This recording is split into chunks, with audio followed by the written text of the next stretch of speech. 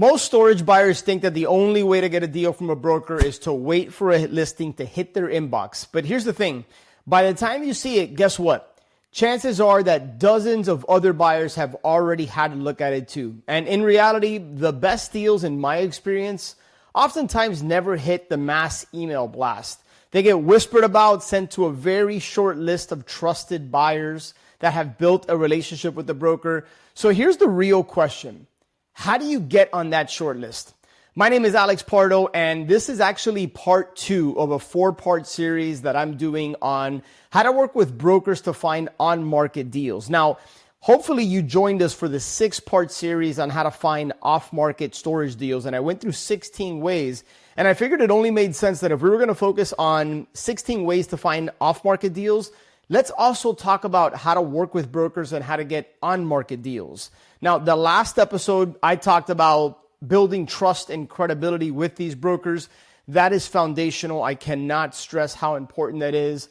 But on today's episode in this show, I'm going to be diving into how brokers actually source deals. And more importantly, what are they looking for in you as a potential buyer?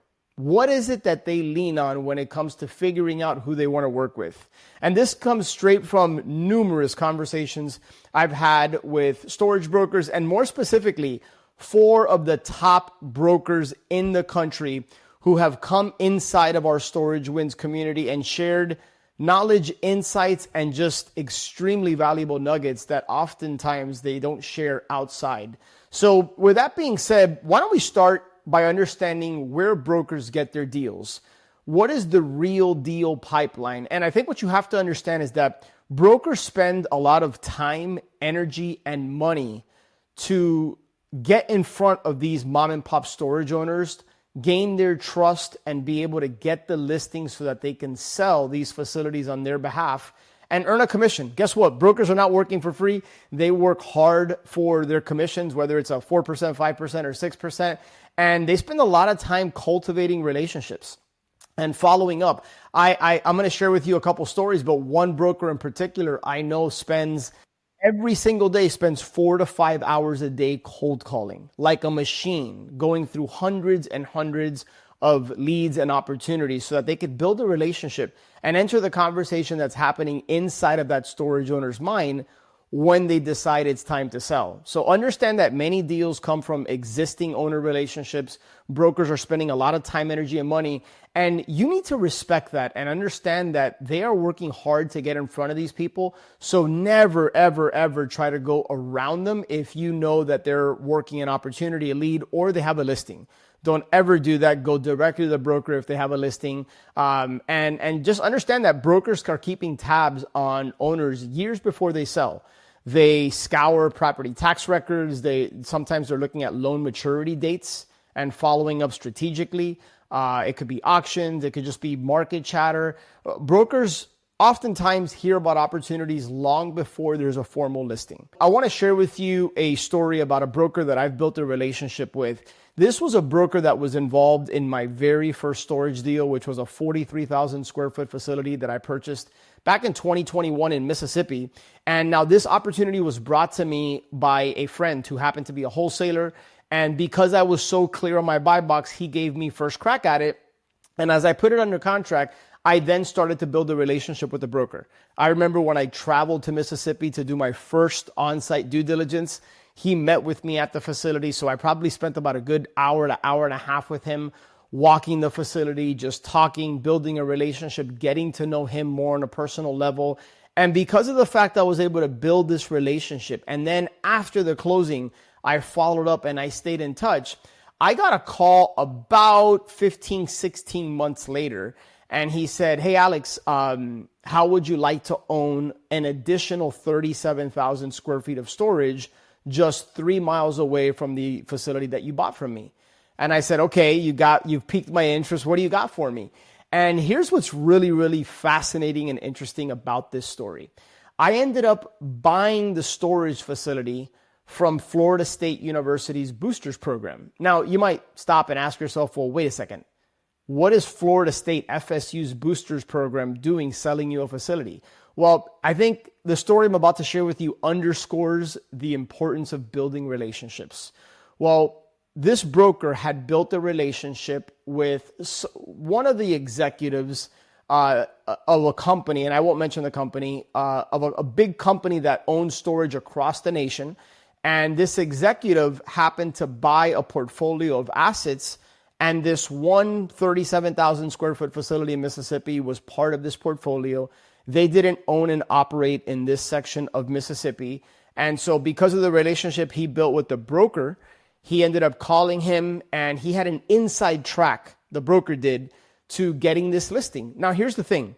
This facility was not on Crexi, LoopNet. It hadn't hit the open market. And I got a phone call.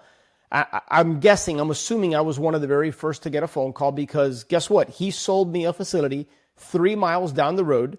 So he knew I was a performer. He knew I was going to close. He knew I was serious. I had built a relationship with him. So I'm pretty certain he didn't call that many people. Maybe there was a few other buyers that he called, but I was on a very, very short list of highly qualified buyers, because again, just a year and a half later, I had bought 43,000 square feet of storage right down the road. And he knew it would make sense for me to add an additional 37,000, which would take this portfolio to 80,000 square feet of storage. And he called me. So before this hit the market or the MLS, he said, hey, listen, I got an inside track on a listing. Here's the situation. And so the executive at this company, long story short, ended up, let's just say that he's an alumnus of FSU, and he ended up working something out with the Boosters program. And the legal owner which was the Boosters program, ended up selling it to me. So it took about 6 months, because there was a lot of back and forth and things that they had to do from a tax perspective. And that's their business. But the point of this story is relationships, and once again, relationships. The executive at this nationwide storage company, again, that owned storage facilities across the country, had built a relationship with my broker. I built a relationship with the broker. And because I performed, because I was easy to work with, because I did what I said I was going to do, the broker thought of me, gave me an opportunity. And this facility never hit the open market. To my knowledge, it never hit Crexi or LoopNet. I essentially had it under contract from probably, I want to say, in a relatively short amount of time. I don't remember specifically how long it took, but in a short amount of time from the moment that broker called me to the moment I got it under contract, it was a relative short amount of time, and it was because of the relationships. Right? So that's what I want you to understand, is the power of building relationships and following up. And sometimes following up, even not to see if they have another deal, but just checking in on them, seeking to build a true friendship, essentially. That can open up a lot of doors and opportunities for you. But here's the key. It needs to be genuine. It can't be because you want to get something. Now, obviously, brokers want to sell their deals. They want you as a buyer. But don't always just make it so transactional and about the next deal, but just be another person, right? Person to person, build a relationship. So understand that by the time that a deal hits the open market, Crexi, LoopNet, and you're seeing it in your inbox, it's probably already been shopped to a handful of trusted buyers. I just shared with you a story of how I was one of those handful of trusted buyers. And good deals are quietly placed with buyers that brokers know are going to close. So develop a reputation. This industry is very small. Develop a reputation that when you say you're going to do something, you follow through and you do it, even when it's not convenient for you. And that's really, really important. So your goal isn't just to be on their email list, which by the way, you definitely want to do, but it's to be on their short list, right? How can you develop a relationship with them and essentially build a relationship that incentivizes the broker for you to be on this short list so that you're one of the first people they call?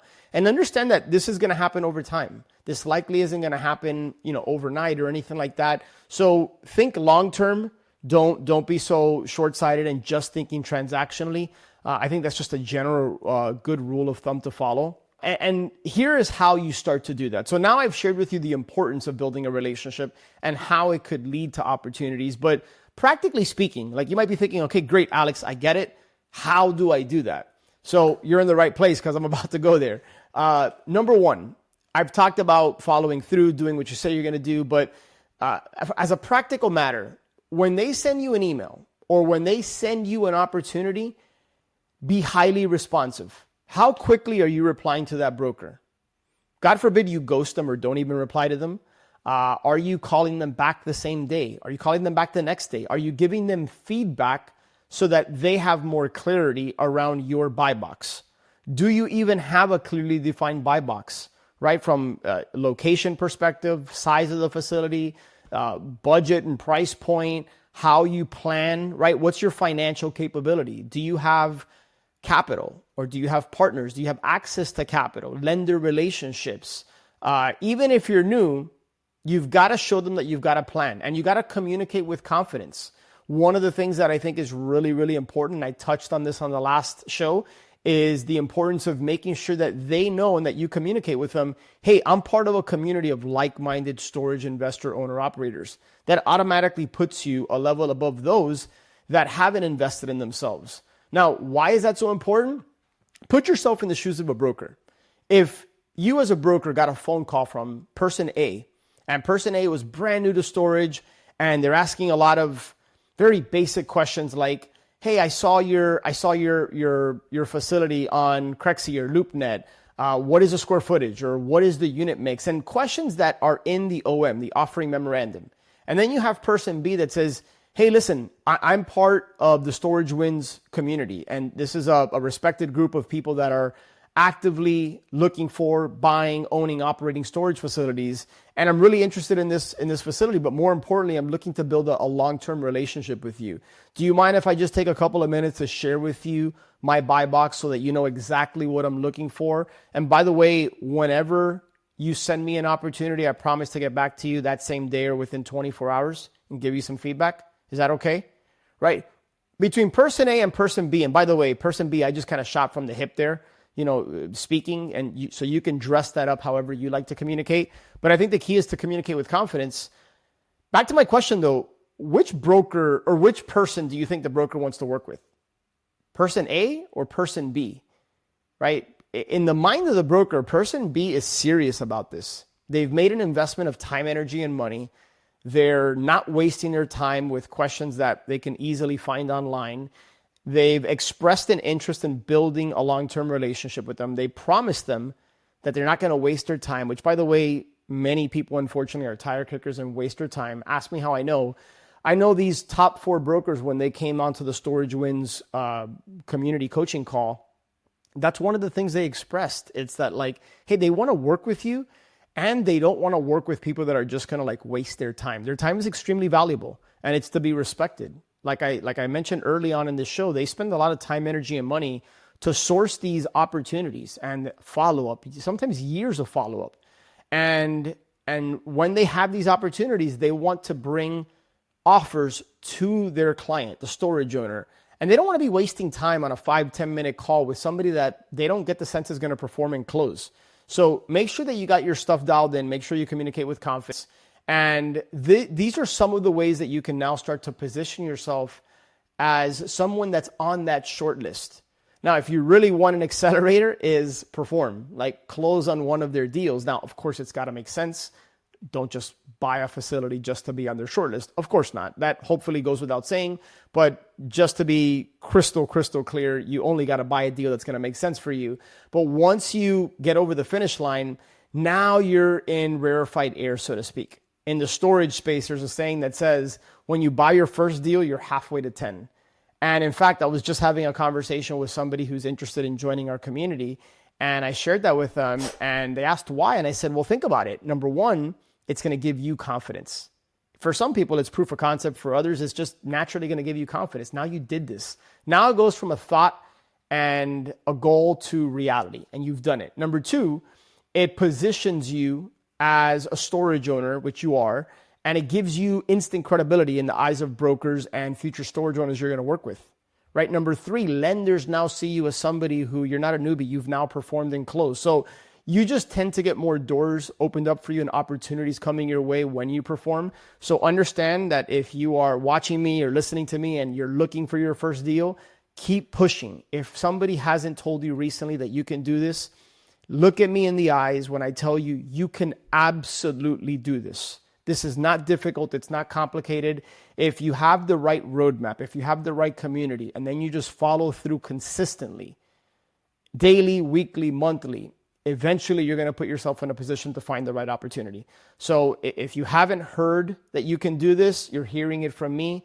If you're watching me, I know you can do this. You've already taken the time and energy that most people are not willing to do, and that's invest in themselves, even if that's just watching a video, listening to a podcast, or whatever the case might be. So back to practical steps you can do. Share with the broker your buy box in a simple 1 or 2 clear sentences, right? Like as an example, hey, Mr. Broker, we're looking for 15 to 40,000 square feet of storage in tertiary markets that are growing in the $1 to $3 million price range. And really, I'm looking for value add potential. There's an example of something. And now let's say you're looking for storage in specific states. Mention those states. If you're open to go outside of that, mention that. If you're not, also mention that. Highlight any credibility anchors. Like I mentioned, if you're part of a coaching community, if you have partners, if you've done real estate before, even if it's single family, believe it or not, that can help you in the eyes of many brokers. Make sure that you're easy to work with, communicate often, follow up, but don't be a pest, right? You want to be the welcome guest, not the annoying pest. I forgot where I heard that, but it resonated with me. Do not overcomplicate, simplify, and it can lead to a lot of open doors and opportunities. So look, to recap, as I start to put a bow on this one, brokers source deals from a lot of different places, from follow-up and building relationships to cold calling, direct mail, inside knowledge, and just a network of people that most buyers many times will never see. And I would say, generally speaking, the best deals are going to buyers who are clear, are responsive, who are trustworthy, who have a reputation that they're going to follow through when they do what they say they're going to do, even if it's inconvenient or the timing is off. So if you want to be on a short list, understand that this is a long game. It's not going to happen overnight, but start by picking up the phone and building relationships. But first, make sure that you're dialed in with your avatar. Make sure that you know what you're looking for. It's not about necessarily being the biggest buyer. It's about being the buyer that they can trust is going to close and that they know you're not going to waste their time. So look, if you want to actually take what I've shared with you and you want to apply it in real time, get direct feedback, coaching, guidance, mentorship, accountability, this is exactly what we do inside the Storage Wins coaching community. Every single week, we are going deep on the various aspects of how do you find storage deals, how do you fund storage deals, and then how do you finish strong? How do you close and operate? Every once in a while, when it's somebody that I trust and respect and I know is just going to be there to share and think long-term, like these 4 brokers that I've highlighted in the first episode, every now and then we'll bring them in to share just valuable nuggets that you're probably not going to listen to on a YouTube video or on a blog post or an article. So look, if you're serious about buying your first facility, my invitation to you is to schedule a short 10-minute call. Head over to storagewins.com. And look, next week, we are moving to part 3, and we're going to be talking about communication and offer strategy. We're going to talk about how actually to structure these offers, how to present them the right way, how to communicate with brokers so that you are taken seriously. And I'm going to share something with you on that episode that is probably counterintuitive and might surprise you. So you do not want to miss that one. I'll catch you on the next one.